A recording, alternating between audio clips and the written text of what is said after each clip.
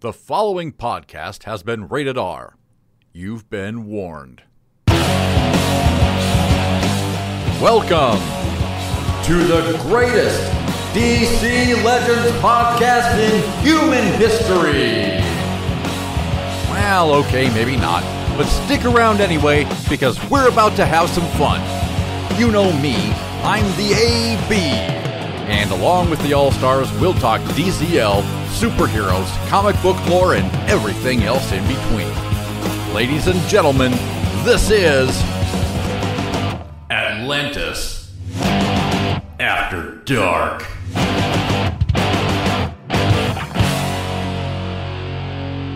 Hello, and welcome to the first episode of Atlantis After Dark Snippets.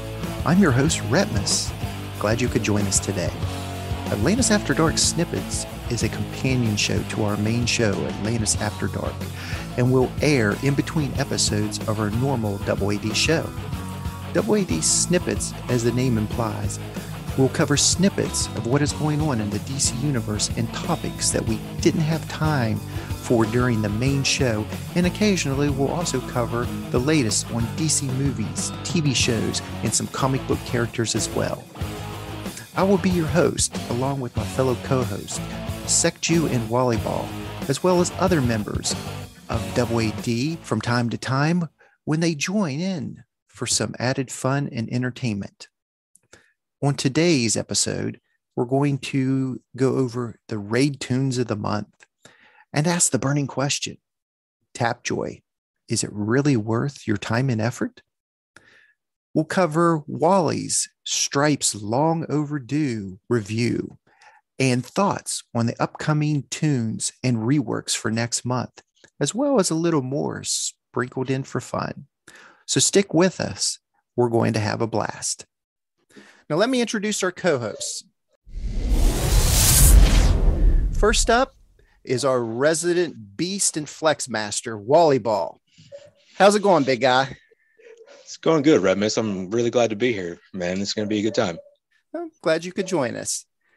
All right. Next up is our Tapjoy King and our Alliance Raid Slayer, Secju. How's it going, buddy? Oh, it's going pretty good, Retmus. And you too, Wally. Glad to be with you guys this afternoon on this Sunday. Great. Glad you guys are here. All right. So let's jump right into it here. Let's talk about the raid tunes of the month. So let's start with the 5X characters. Peacemaker. Okay, so he's one of our 5X tunes. Do either of you guys have him leveled up? What level do you guys have? And what do you think he'll bring to the table? I'll let Wally go first. Okay. Right. Well, Remus, actually, you kind of steered me away from Peacemaker when you told your story about how you went up against him. You know, like the first time you ever went up against him, you know, he did his job basically. But then all the times after, like he just wasn't. He was a wet noodle almost, even against Blues. You know, so I only have him. I'm going to wait to gear him up. I only have him at like L3. I'm sorry, rank 3 right now. Gotcha. You know, gear, he's only like, I think I have him at like level 60 and gear 9 right now. So I'm going to wait. I'm going to slow gear him. I'm going to see kind of, you know, how he pans out, I guess. Oh, nothing wrong with that. Yeah. What about you, and I often prioritize like the raid tunes as something that I might upgrade just because I'm pretty content with most of the rest of my roster right now. And listening to you guys on previous broadcasts and also to the WROL broadcasts and the reviews of the characters, it seemed to expose some critical flaws there in terms of his ability to ramp if he has damage immunity on and things like that. So I'm not sure how viable he's going to be as a raid tune other than he's a 5X. And do you really want to invest that much money in him? And is he going to perform that great against Superboy Prime, who might kill him? Yeah, exactly. You know, what if Superboy Prime is a green? You know, right. If he's a green character, he's going to wipe him out. Oh, one shot. Yeah. I mean, my Peacemaker is an L1 and I chose the 5th legendary, Ignore Awareness, for his first one, just so I could play around with him. And I feel that he's just an average character at best. You know, it seems like he was created to be the Spectre killer. And according to like Hate Mail, he pretty much had to take him all the way to RB4 to like fulfill the job. And we'll hear more from him on the normal AAD broadcast about that. But I'm hoping that we can fit him in some way. But as Raid Toon, I don't think he's viable to rank up. All right, and let's move on to Cersei. All right, you want to take that first, Secchu? Sure, I'll talk about Cersei. I have her at RB 180. You know, she's fully ringed and everything. And I remember as a 3X when she was first introduced, she did okay, but I don't think she had to go up against Superboy Prime. The main thing I think that might be beneficial from Cersei is if she stays alive and he kills one of your other multipliers, she's going to bring them back from the dead, and they're just going to constantly hit that basic. I definitely agree with that. What about you? I mean, her turn meter down on her 3 might be somewhat useful, but as far as her hitting hard, I mean, I don't know. I can't remember how well she did last time she was a Raid Toon, so I don't know. Yeah. I think it might have had to do with her int downs. Like when they stick, she can do better damage because of the intelligence downs, but they're not going to stick on Superboy Prime. So maybe against your regular raid bosses, she'll be much more viable, but against the legendary bosses, I don't think so much. Yeah. Definitely agree on that. And then we'll come to Captain Cold. I have mine RB2 because I just in general liked, Captain Cold, the character, and kind of like what his kit does, but he's going to be pretty much useless against Superboy Prime. He's not going to be able to put any speed downs on him. He will have a turn meter down off of his basic, but we all know that basic hits like a mega wet noodle. It does like almost no damage. So he's not really going to bring much to the table at all. So I in my opinion, I would pass on Captain Cold as for the 5X. What about you guys? Agree, disagree? I agree. I completely agree with any of that. Yeah, because I have enough shards for him, to go RB5 with RB6 with him. Yeah. But I'm not going to pull the trigger on him because I don't think he's going to do much for this raid. I do like his kit though. I mean, I think it'd be fun to play with PvP. I just haven't done much with it yet. Yeah, he is fun in PvP. I do want to say that. And actually in but Siege, he's been pretty useful as a bonus toon, just because you can apply those speed downs and you can slow down all these speedsters. So paired with Wally, he usually gets to go first, and then you get to slow everyone else down. Yeah.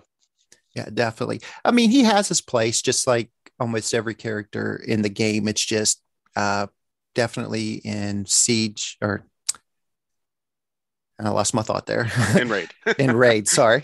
Sometimes I blank out, In Raids, it's just not the place for him. All right. Let's go ahead and move on to the 3X characters. We have Penguin. I mean, Penguin, I always liked him when he came out, and his ability to throw that taunt up, even if he's stunned. I always thought that was kind of cool. And, he could have some viability, to pull all the attacks onto him. But like I was saying, if he's going up against a green Superboy Prime, and whenever he gets a crit on him, that's when he puts that awareness on him, and then, the taunt is the only thing that can pull him in, but he's squishy if he doesn't have that awareness on. And I just think he'll get wiped out. So, I don't have much invested in Penguin to give an opinion on it, but I have to agree based on his kit and what I've seen playing against Penguin. Yeah. Kind of have to agree with you there. Gotcha. Yeah, I think for this raid, he's going to be a hard pass on this raid. Right. All right. And next up, we have Savitar. All right. You want to go for that one first, Wally? For this raid, I say Savitar. He doesn't do any damage. He just doesn't do it. Not for the raid. Right. Gotcha. Yeah, I agree. It's all about damage per second in the raid, and his is not high. Yeah, definitely. All right. And last, we'll go to Black Adam. I mean, Black Adam, when they did his rework back in the day, his first rework, he was a beast. I mean, he was like what Spectre is today. He would just wipe out everybody. Then you got that extra hit right after. Then he'd wipe him out again with his lightning. And I mean, I loved him. He was great, but I think he is a definitely power crept character now. And I don't really think he'll bring much to the table, because for him to do those multiple hits, he has to get those kills in as well. So Yeah. what are your thoughts? I mean, he'd be actually, if you get a couple of raid bosses where you have minions, he might be really good at the beginning of your match, of your raid match, but then he'll taper off, at the end. But I mean, I have him RB3, and oh my gosh, I love him, but I mean, like you said, he's power crept, and it sucks because he could be such a beast. And I think he, like you guys are saying, he hits hard initially when he gets that kill, but until he gets that kill, even it's not going to be as big, even with the multiplier. And I think what we often look for in the raid tunes is people that continuously stack either strength or intelligence or something that now enables them that over time they can really build up and start hitting those heavy punches like Spectre and Lois. Right. So I just don't see him as that type of tune. Yeah. So I think I could safely say if there's people out there that have him ranked up pretty high and they really like the character, he would definitely be viable for day 1, day 2 tune. But after that, he kind of is going to sit on the bench for me. What do you guys agree? I agree. I mean, day 1 and 2, he could just actually dominate, at a high RB. But after that, it's going to be hard to bring him. Yeah, and I mean, the problem is, you need him as a blue multiplier to be good against Superboy Prime in the green, and I don't think he's going to be. Yeah. True. Yeah. Agree there. All right, now we'll go with the 2X character. In my personal opinion, the 2X characters are almost very rarely good, and I don't absolutely. And I don't really think any of these are very good, but we'll start with Joker, Clown Prince of Crime. I know there's some people out there that have him really high RB'd, and he does put on debuffs, but we all know that he's not going to against Superboy Prime, but the earlier stage bosses he will. Any thoughts on these guys? Well, I don't really have CPOC in a position to give thoughts about it, so I will defer to you gentlemen on that one. I mean, I got him. What do I have him? I have him. L4? Yeah, I got him L4, level 70. Gear 10.5. But yeah, I mean, for this raid, I don't see much for him. Definitely agree. All right, then we have Wally West. Wally West, I really liked his new rework, his speed ups, and the ability to throw awareness on your teammates is definitely a plus. I mean, that could, put a hamper on Superboy Prime of killing off your character, especially if you only use a 2, maybe 3-person team and your teammates are guaranteed an awareness being thrown on them. But I mean, he just doesn't hit very hard with his basic. But if you ramp him up, maybe those unlimited, speed ups that he gets every turn might be beneficial. Not really sure. I mean, yeah, with all the speed ups, I mean, his 3 could be, useful for a hit or 2, but maybe days 1 and 2, he'll be good. I mean, I love his rework. I've been using him a ton in PvP. I love his rework. He's so good. I mean, he's speeds your team up instantly, and we'll talk about it later. But with him paired with Stripe, it's so much fun. I believe it. I love Wally after his rework, and he's somebody that I wanted anyway because he was good before the rework. But after the rework, he's a lot of fun to play with. I've been using him like crazy in Siege, but based on what we're talking about raids right now, I just don't know how much he's going to do there. He can speed you up against Superboy Prime. He can put that awareness on. Is his 3 going to do enough damage as a 2X to be worth using over a character like Arcus or, we're going to test this raid Doomsday? Yeah, Gotcha. Probably not. Yeah, I don't think so either. And last up on our list is Mary Shazam. I know she has some pretty good turn meter manipulation, but I don't really use her that much to really give a viable opinion on. You guys have any thoughts on her? I have Mary at L380 from previous raids when she was a 5X. So from the raid side of things, as a 5X, her damage was disappointing. I wouldn't recommend an investment there. As a 2X especially, I don't use her enough in PvP to offer an opinion there. Wally, about you? Yeah, I really haven't used her a whole lot. I think I also went L3 with her on a previous raid, and I mean, I don't remember her doing a whole lot of damage, so I'm not going to use her. Gotcha. So in my opinion, it's just mine. I feel that Darkseid Lead and Spectre could pretty much crush it if it's a green Superboy Prime lead, I think it'll be total destruction just having those two characters alone. Of course, if it's, red based, we could use Lois. Lois is, we all know how viable she is. Fantastic. So, it's always, do we really need these multipliers? I mean, if you don't have our list that's on Atlantis After Dark .com, website, that's your choice to have something that can still let you compete, to a reasonable level. But I never really seen much viability in the characters. Any final thoughts on the hey, don't forget about Kyle Rayner this raid. He could really ramp up your team and do a whole lot of attacks with all those assists. True. And also keep people alive too with his awareness and his damage immunity. Yeah, absolutely. That whole Kyle Rayner and Spectre combo might be better than the dark side one. I don't know. I'll tinker with it this raid and see what happens. That might not be bad. That might not be a bad idea. I guess it just depends, because with dark side, you're getting that % chance at the 2 punches every time that are going to give him those int ramping. Every time he punches, he's going to get intelligence up. With Kyle Rayner, he's going to call assist on every turn, but it's not going to be a double assist ever. So I don't know. Be curious. Yeah. Well, as usual, we'll all play with it, and find out what the best teams are out there. But you really can't go wrong with, our main list that we have posted, but we want to cover all these tunes, for everybody that, might not have some of the ones that are on our list, but, still want to be able to be competitive. Yep. All right. So next up, Wally. So, the previous 6-day challenge, we had character Stripe in there, and yes, we did. You took him all the way to RB5. Tell us why you chose to take him all the way, and what makes him so great that we don't know about. Why do we want to get this character or start using him? School us a little bit. Okay, I'm not saying that Stripe is, plug and play or like the greatest thing. He's definitely not a Spectre by any means, but I love his kit. He is an attacker through and through, and he can pair well with a lot of teams, strength-based teams. But he needs help. He's power crept. He's never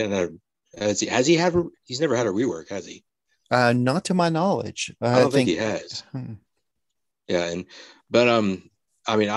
I love pairing him with Cheetah, and because she gives him the strength up right off the bat and the turn meter up, and then he needs. Since he is power crept, he needs help, but. If he all he needs is just a little bit of help. He just needs a little bit of strength and a little bit of sustainability, and he can just wreck. Oh my gosh! I love it. He's ever since I took him RB5, he can just destroy Spectre, Black Flash teams in one hit, in one swooping hit. Like it's phenomenal. I love it because my favorite move is to do him with Cheetah and then Wally West. Get him speed ups. Cheetah gives him strength ups, and then. Maybe get a couple hits in with Cheetah to get somebody low, and then I'll spout off his 3. And if he makes a kill on his 3, he's gonna. There's a very good chance he's gonna follow up with his. He's gonna definitely follow up with his 1, and then he's gonna follow up with his 2, and possibly get another kill. He could take out 3 people in one fell swoop. It'd be amazing. It's so much fun when that happens. Wow. Sounds pretty fun. Sounds pretty cool. He is. His kid. He can get turn meter in 3 different ways to him. He doesn't give it turn meter out to the team, but he gets turn meter to himself in 3 different ways. So, like I said, he is very good at being an attacker. He just needs a power bump. It'd be awesome. Yeah, I'm sure he doesn't. He's got that really nice health bar too. I was thinking every time I run into Stripe, I'm like, oh my god, look how much health he has. Yeah, he does. And it's funny. Actually, I took.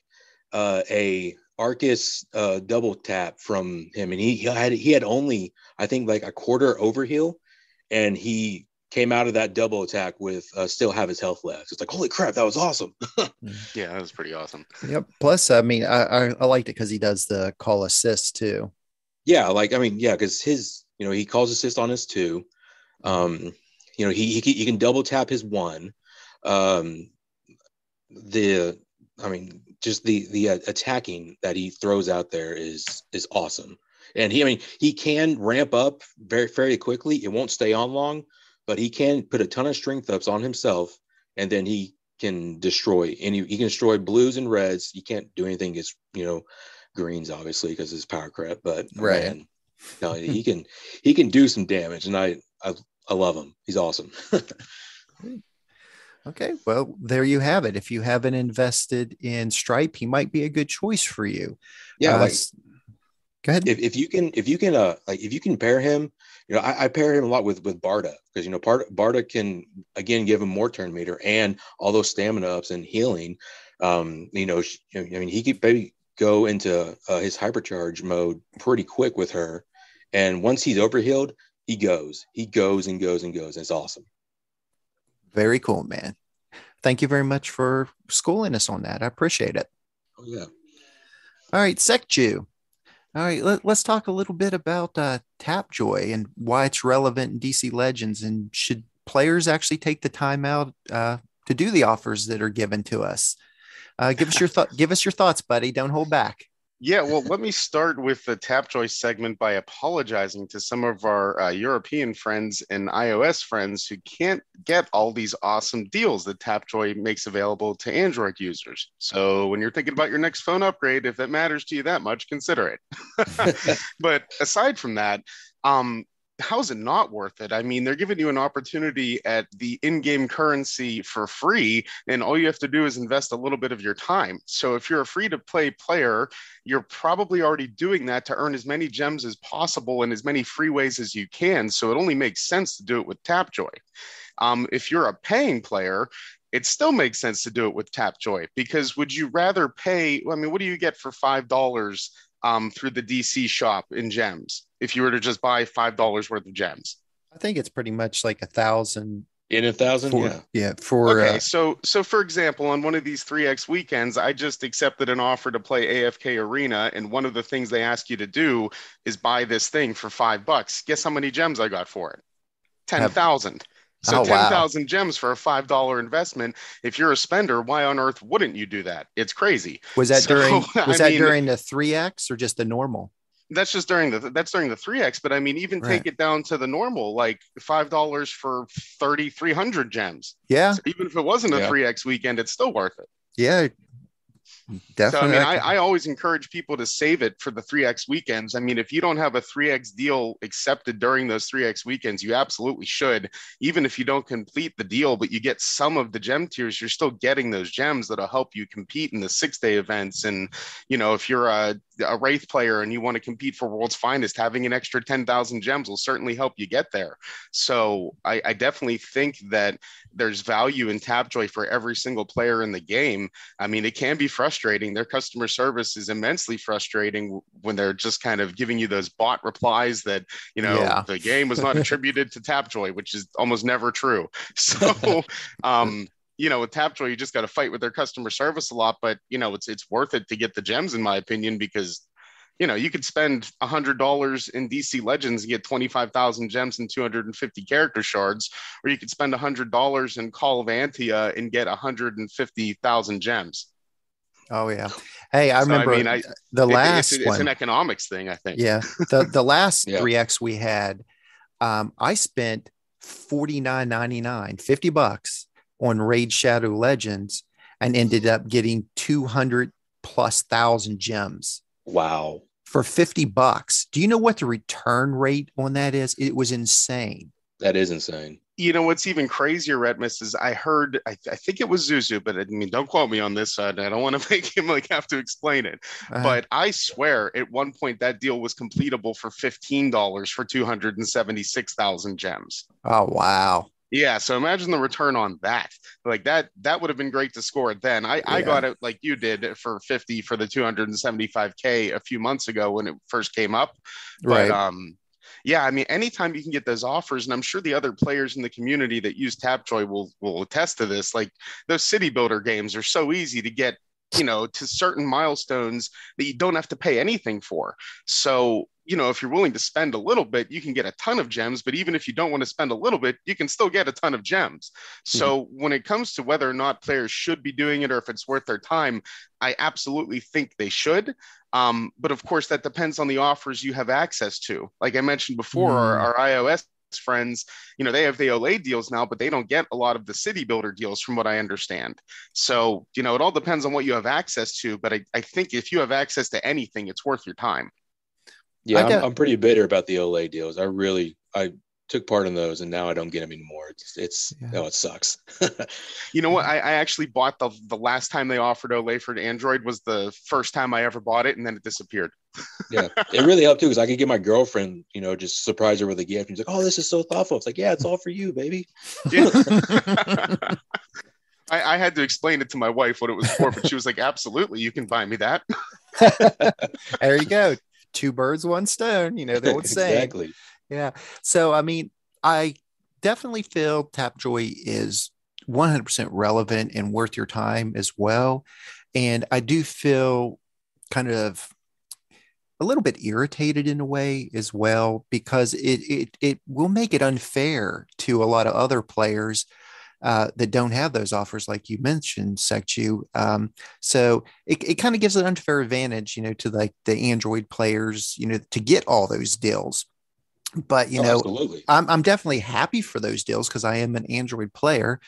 But, sometimes I see both sides of the coin, because some people were complaining, well, it's not fair that they're able to get all that and we can't. So I feel everything should be made available to everybody to make it an even playing field, but it's not the world we live in. I wish it was, but it's not. I agree with your sentiment 100%. And I do feel bad for the players at a competitive disadvantage, but if it's available to me to enhance my roster and make my game more fun, then I'm going to do it. Oh, heck yeah. Absolutely. Oh, I'm not going to falter anybody for not doing it. I'm just, like I said, I try and see both sides of the coin, buddy. Yes, absolutely. Okay, let's go ahead and move on. What are you guys thinking about the announcement of the new tunes for next month? We got Jesse Quick, Naomi, and the reworks are Adam and Arsenal. Let's start with Jesse Quick. Who would like to go first on that one? I was just chirping for a minute, so I'll let Wally go first. All right. You got anything to say, Wally? I like Jesse Quick as the comic book character. I don't really know a whole lot about her, but she's going to be a speedster. I'm always interested in speedster kits to see kind of what they kind of bring to the table. I know the description of her made it sound like she may give some damage. There's good damage out there, but we'll see. It's a speedster, you never know. So I don't know. I'm interested to see kind of what they're going to come up with her. Gotcha. Yeah, on the description, it's kind of seemed like to me that she might be a character that might ignore awareness on a person and do a lot of hits, because it says it moves in between characters' attacks and delivers multiple punches. So that's what I'm wondering. What do they mean by in between, between characters? Right. And that's the only thing I was thinking. Or she ignores, evasion ups. She could do that as well. Biff would love that. Oh, yeah, definitely. But that it's either one of those two is what. But I'm just going by the character description in the game. It's either going to be based off of that, go through evasions or through awareness. Any thoughts, Secchu? I was, I don't have her character description in front of me, but doesn't it mention something about strength ups or strength? Because from what I remember about Jesse Quick, she also went under the name Liberty Bell and also had super strength. Because of her parents, like they were two superheroes or superpowered. I'm wondering if maybe she won't stack some strength ups, and that's where the actual damage factor that Wally was talking about comes in. Like maybe she will be one of these strength stacking characters because of that part of her history, and also hopefully we get a skin for that. Maybe, you never know. I mean, sometimes WB surprises and throws out some crazy, good things. I'm hoping they continue that route, but only time will tell. Right, let's go ahead and move on to Naomi. Naomi seems kind of interesting to me. I mean, I kind of like her storyline. She's relatively new. A lot of people don't know who she is at all. And I mean, you kind of have to be, I wouldn't say a hardcore comic book fan, but, you have to be kind of like into it a little bit and view comics every now and then to even, really know who she is. I know, Sekju, you were saying you had some thoughts on her. You want to take it, buddy? Yeah, sure. I mean, I had to do a little bit of research on her, but I actually did it before I knew I was going to come on the show because I was just interested in what was going to be happening on the show on CW. So I did a little research into her character. For a brief backstory, she's from another universe. Her Earth had some issues with its ozone layer, and unknown, quote unquote, radiation Right. gave superpowers to a certain amount of people on the planet who then fought and killed each other. And her parents basically sent her away from that planet to save her to the Earth that we follow in our comics. Didn't they say they, I think they fought, there was like 20 plus people there was 29, I believe, people that gained superpowers. I think like 14 or 16 of them were dead within a month. Yeah, I think then 8 survived. It was like 8 survived. A bunch but of them she wasn't one of those people. She was the child of 2 of them. Yeah. Two of the was the child of 2 of them, and her parents, sent her away in a rocket, kind of like Superman. I don't know if it was in a rocket. I'm just making that up. But they sent her to Earth somehow, like Superman, to save her from her dying world. Gotcha. So, we've seen those story beats before. As far as her character powers, she's known for superhuman strength, superhuman durability. So, are presumably invulnerable, flight and energy manipulation and projection. So just looking at her character on the surface, I mean, sounds a bit like a pastiche of Miss Carol Danvers from the Marvel Universe. Yeah. But there's nothing wrong with that. I mean, the DC and Marvel do pastiches of characters all the time. I mean, how many Supermen are there in the Marvel Universe? Yeah. Like, holy moly. Look at Thanos and Darkseid. Yeah, exactly. A perfect example. Yeah, they're always going to play off of success. If one character has a success, the other's going to try and mimic it, and vice versa. I mean, it's just the name of the game out there, Right, exactly. But I mean, I think she could be an interesting character. She's just so new. Like part of the trademark of her character, she doesn't even fully understand all of her powers yet or what she can do. So there's a lot of exploring to be done there. And not knowing much about the character, I'm just interested to see where the show goes, at least, and also to see what kind of kid she gets, because I have no idea. I do remember that when I was reading through the comics that she doesn't, like you were saying, she doesn't fully know her power level and what all power she has. But there was like one snippet, if I can remember, where Red Tornado says something like, unknown power detected or something like that. And then he says Omega level power detected. And he classified her as an Omega level character. So that sounds like an X-Men thing. Yeah, but it actually says Omega level power detected in the comic. Yeah, I believe it. Yeah, so it's kind of interesting. Maybe she might be like a stacker of strength ups as well. Maybe something like an Arcus type character where she just totally just beats the heck out of you. I wonder if make her more worth pursuing. Yeah.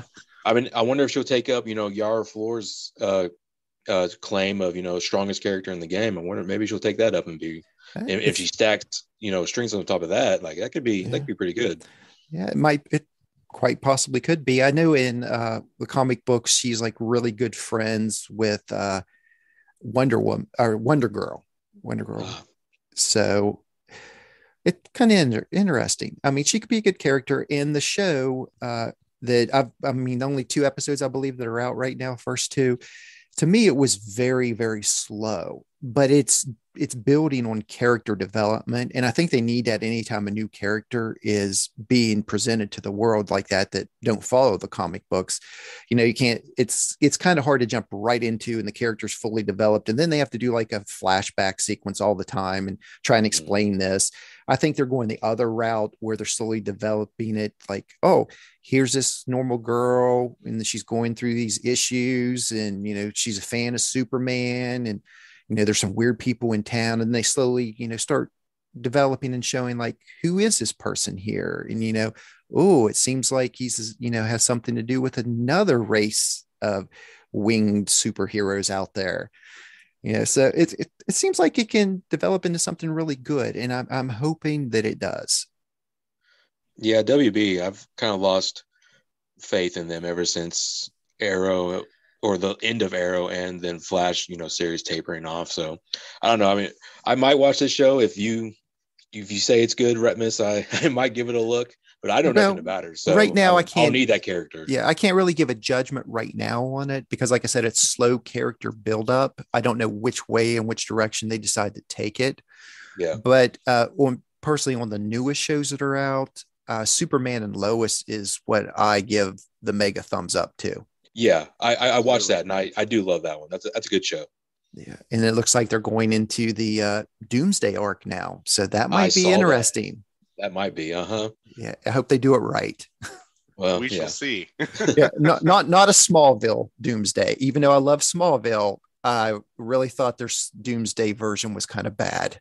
You mean you didn't like the one that transferred from human to Doomsday? Yes, back to human. Yes, yeah, and then he just was dating Chloe. Yeah, yeah. We're getting a little sidetracked here, but let's jump back on to the other characters.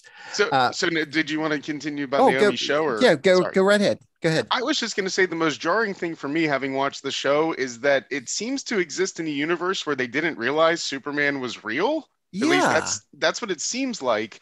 And the comic doesn't state that expressly. The comic just states that, Superman and Mongol rolled into town in Oregon having a fight, and then all of a sudden she started questioning her identity.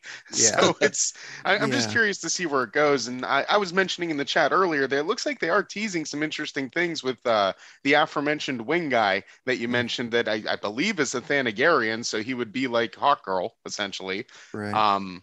So I'd be curious to see where that goes, at least. Yeah, his wings are pretty cool since they were all made out of the nth metal. I thought that was pretty interesting. Instead of just normal old wings. I like that aspect. All right. So let's move on to the reworks. We got Adam and Arsenal. I mean, Adam was a pretty bad character in the game, and I can understand why they reworked him. Any thoughts on him, guys? Adam is horrible. But what? He's only been out has he been out for more than a year or less than a year? Probably less than a year. I think he came out in October of 2020, so a little over a year. Yes, he's horrible, but I think they could have reworked somebody else. Give somebody else who's been on the bench for a while. So just the OG characters. Yeah. What about where's the love for Zatanna? Absolutely. Or Cyborg, or Emerald Archer, Green Arrow. Yeah, that everybody's been clamoring for too. And I think when you guys mentioned when we were talking earlier, even Raven, everybody wants Raven reworked. I mean, she's had a rework, to be fair. I wish they would just cover the ones that have never had a rework and get them, out of the way. I would like to see that. And let's move on to Arsenal. I really don't think he needed a rework. He was okay. He wasn't spectacular, but he was okay. What do you guys think? I agree with that. I mean, Arsenal he's got a decent kit, but I mean, I mean, it'd be nice if you guys, I guess, they give him a little power bump, but I mean, he doesn't need a whole lot done to him. Yeah, I agree. I didn't see the point in reworking him when there's so many other tunes that could really use it. And he just, I mean, I guess you could say the same thing about Wally West this month, but it fit the theme at least for the month. But I don't understand that choice. Maybe it's a Young Justice connection with Naomi McDuffie since she was in Young Justice. I don't know. I don't know. I'm trying to connect those dots, and I'm not sure why they chose him. Yeah, it's because it's Steve. Yeah, it's Steve's fault. He's back here, and he was just like, just spin the wheel. Yep, spin the wheel, throw the dart. Oh. See, I think it's more like South Park when they cut the head off the chicken and they throw it on the wheel, and then wherever it drops. Could be. All right, let's go ahead and move on. Do any of you guys have anything you want to bring up in the game, comic book world, movie world? I just wanted to mention, I think that, some people might not be thrilled about the character of Naomi McDuffie being introduced into the game, but I think that her existing as or at least her name existing as an homage to Dwayne McDuffie should be acknowledged. For folks that aren't aware, Dwayne McDuffie was responsible for writing some of people's favorite television shows. The Justice League Unlimited cartoon, which is real popular, Static Shock, All-Star Superman. So he was responsible for writing some really good comic content that became animated content. He wrote that too. And he died, unfortunately, February 21st of 2011 from heart complications. So, it's nice at least that a writer like that was lost tragically young is being memorialized by this character, and she's getting some more exposure regardless of whether or not you like the character. It's nice for Dwayne McDuffie and his family. Yeah, that's pretty cool, Stu. I didn't know that. Yeah, I definitely agree with you there. Speaking of the characters, I would love to see Static in the game.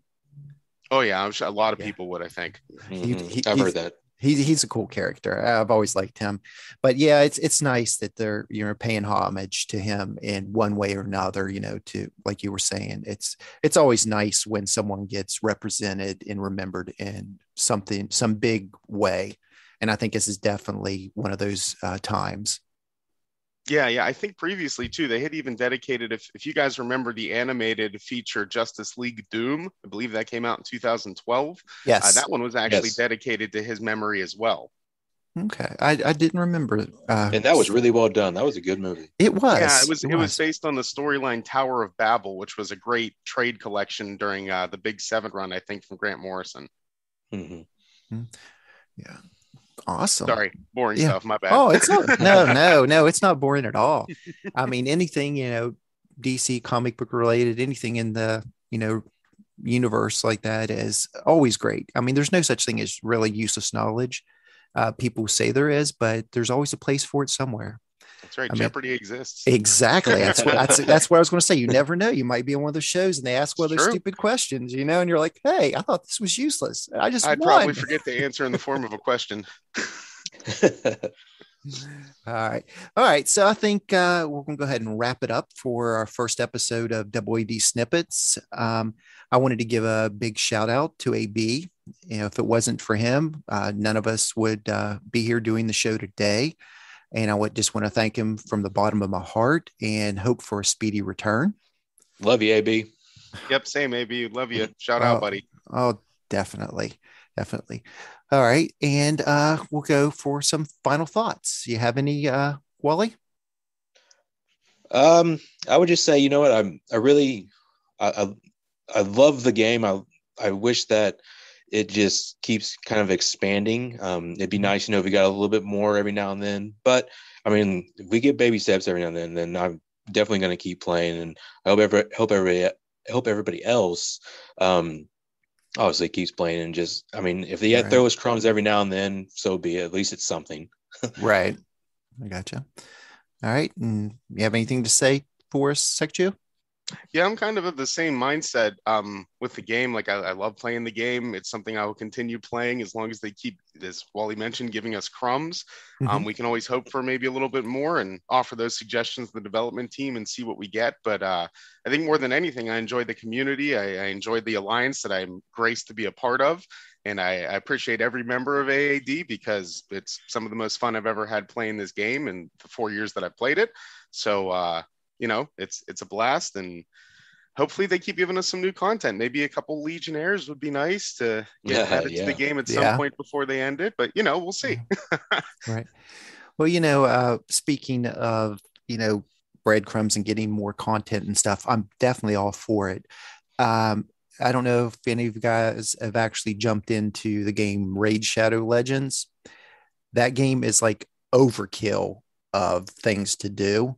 And it actually kind of turns me off of the game because there's so much to do in that game and every single thing costs. It's almost like, oh, I want to click on this to see what it is. Oh, it's going to cost you this much silver. Oh, well, I don't want to click there. I'll click on this down here. Oh, it's going to cost you even more. It's like everything costs. Yeah. And no matter what it is. And there's so many events and takes so much time to upgrade your characters. It's like you have to be fully committed to that game to get anywhere. And that's where I kind of like the simplicity, of the layout of DC Legends. They keep it simple, short, sweet. And you don't have to spend hours upon hours unless you want to get anywhere in the game. But it's always nice, like how we have red alerts, other things like that. You don't have to do red alerts to get anywhere in the game. It's just an extra bonus. But throwing out some more little things like that in the game to further enhance it would be awesome. Yeah, so I completely agree. I mean, I think the game is a perfect balance of just, chill and play if you want and, do your real life stuff, in the end. All right. I want to thank everybody for joining me today. I had a great time. Can't wait to do the next episode. And I want to say for Secju, Wally, and myself, I wish you all the best. And see you next time on Atlantis After Dark Snippets.